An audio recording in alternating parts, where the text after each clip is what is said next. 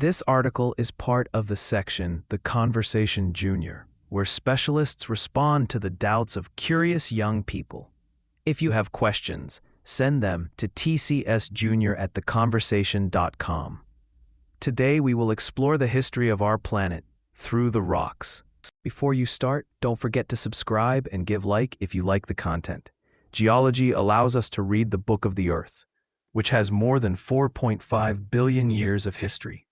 Every rock we find has a story to tell. The rocks have different origins, but today we will focus on sedimentary rocks. These are formed from the accumulation of particles generated by the erosion of other rocks. It is fascinating to think about how these particles travel before becoming rocks. The sediments are deposited in layers, forming strata. According to the law of horizontality of the strata, the lower layer is the oldest. However, we do not always find the rocks in this arrangement, which adds a challenge to the geologists. When studying sedimentary rocks, it is crucial to determine where their materials were deposited. Fossils inside the rocks give us clues about their origin.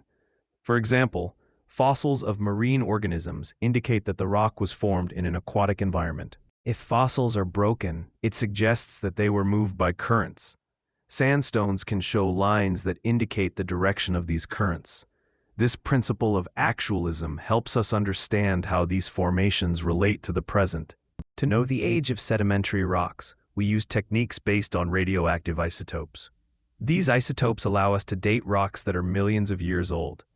The carbon-14 technique, for example, only applies to organic samples. Additional methods exist to determine the age of rocks, observing the evolution of fossils over time. Microfossils are especially useful, as their study reveals information about the past epochs of Earth.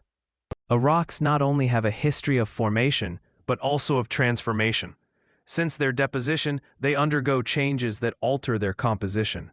The process of diagenesis is key to understanding how these rocks have become what they are today. The forces of tectonic plates also play an important role.